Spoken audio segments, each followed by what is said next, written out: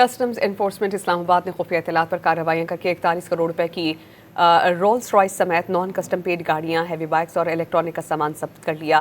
Federal board of revenue के बयान के मुताबिक खुफिया इत्तलात की बुनियादों पर की गई मुख्तलिफ कार्रवाइयों में स्मगल्ड और नॉन ड्यूटी पेड अशिया जब्त की गई हैं, जिनमें एक रोल्स रॉयस लग्जरी गाड़ी, 19 हैवी बाइक्स, लैपटॉप्स और इलेक्ट्रॉनिक आलात की बड़ी तादाद शामिल है।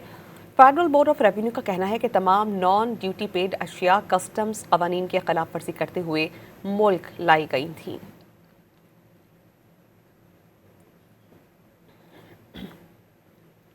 कस्टम्स एनफोर्समेंट इस्लामाबाद ने खुफिया इत्तलात पर कार्रवाइयाँ करके 41 करोड़ रुपए की रोल्स रॉयस समेत नॉन कस्टम पेड गाड़ियाँ, हैवी बाइक्स और इलेक्ट्रॉनिक का सामान जब्त कर लिया।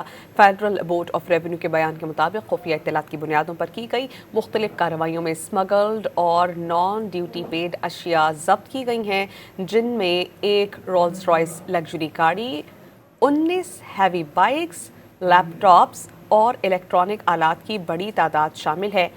फेडरल बोर्ड ऑफ रेवेन्यू का कहना है कि तमाम नॉन ड्यूटी पेड अशिया कस्टम्स कवानीन की खिलाफ वर्जी करते हुए मुल्क लाई गई थीं।